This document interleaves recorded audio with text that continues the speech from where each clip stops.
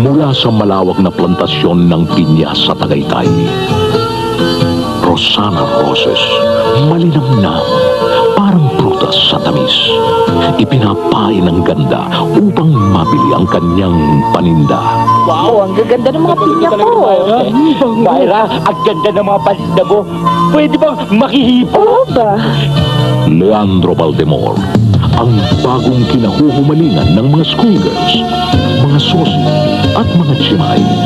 Nakakakilig, nakakabading. Miss, may tutulong ba ako? Bakit? May alam ka ba sa makina?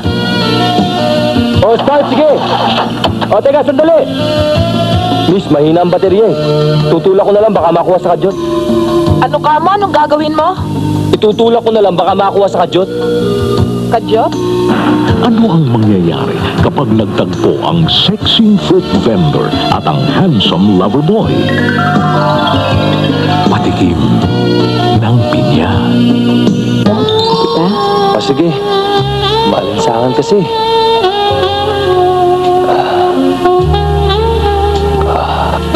Gusto mo?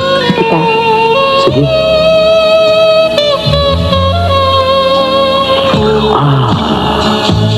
Rosana, patikim naman.